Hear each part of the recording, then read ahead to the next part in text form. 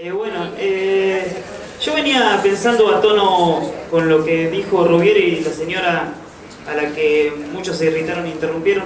Usted, señora que está allá. ¿Cómo es su nombre? Cristina. Pensaba en realidad cuál es, digamos, el fundamento primero de Carta o de cualquier organización. Efectivamente, después la historia se encarga de tergiversarlo, o no. Entonces pensaba haciendo el otro día un texto con una amiga para el concurso de Casullo, que espero Oliverio lea con mucho criterio. Aurelio tiene toda la vocal.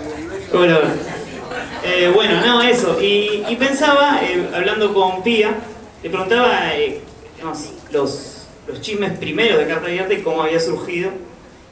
Entonces me contaba que a la primera reunión, o a la segunda, había venido Viñas, que lamentablemente desistió, entonces podremos saber por qué. Y había propuesto, en una actitud muy jocosa, que este grupo se debería llamar Rodolfo Walsh.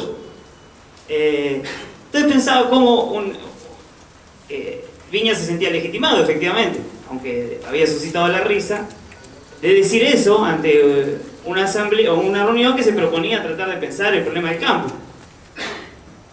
Entonces pensaba ahí que Viñas, que había tenido esa actitud, un modo de lo que implica la impronta de un hombre como Walsh en la escena política, y pensaba que Carta Abierta también es eso, surgió necesariamente como una intención de incidir, digamos, trascendentemente en la escena política, inventar nuevos lenguajes, inventar nuevas palabras, otras formas de organización. Entonces me parece que la urgencia, la constante urgencia de los tiempos nos ha llevado a corrernos de ese eje, o por lo menos no estar tan atentos. Cuando yo escucho que la oposición va por todo, que la oposición no tiene ningún fundamento moral, ya no le queda, no le queda ninguna sensación ética republicana, yo pienso en realidad que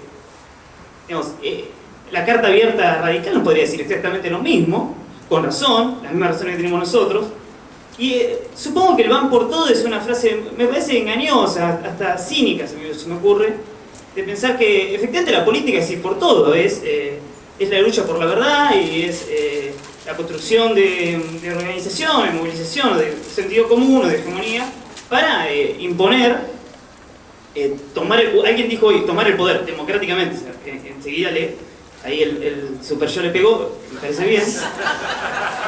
Y es eso, es ir por todo. Lo que yo pienso que nos está faltando, y pensando en las mesas, cierta situación de mirarnos un poco el ombligo, en el sentido de nuestras negatividades y de nuestras contradicciones, de las contradicciones de nuestro propio gobierno. Me parece que es muy discutible, y pongo un tema como ejemplo y ya termino, el tema de los $2 millones. Me parece que no es una crítica liberal la que le estamos haciendo los que criticamos esa actitud de Kirchner, sino que es esa sensación que a veces tenemos de que estamos defendiendo como podemos y tratando de defender como podemos a un gobierno que evidentemente no nos termina de cautivar, porque si no yo estaría militando en una unidad básica y no acá. Bueno, por eso mismo no me termina nunca de convencer, y yo estoy defendiendo a un gobierno. Y me imagino en esa actitud a Kirchner llamando para que le arreglen las cuentas del hotel o preocupado por el hotel. No es una crítica liberal, es una crítica política, es una crítica de cómo yo me represento en algo que necesito como militante político, que es el líder.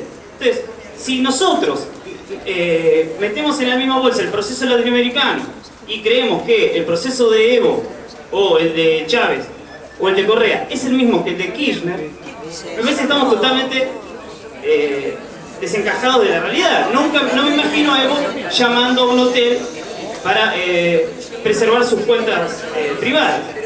Mi crítica a nosotros mismos es que estos murmullos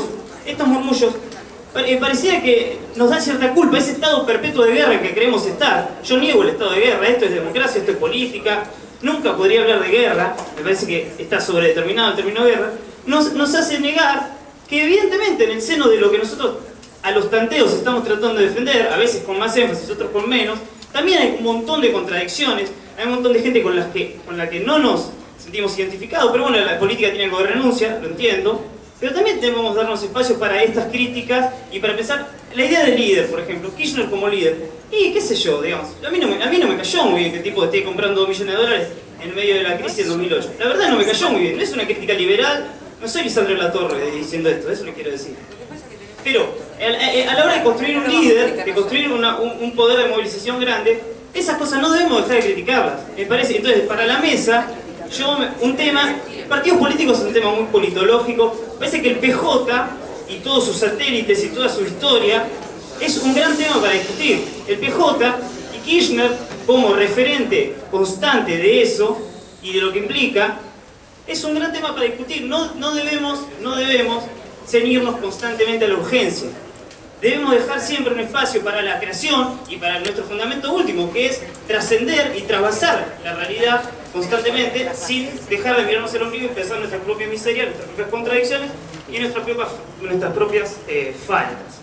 Me parece que nada, gracias.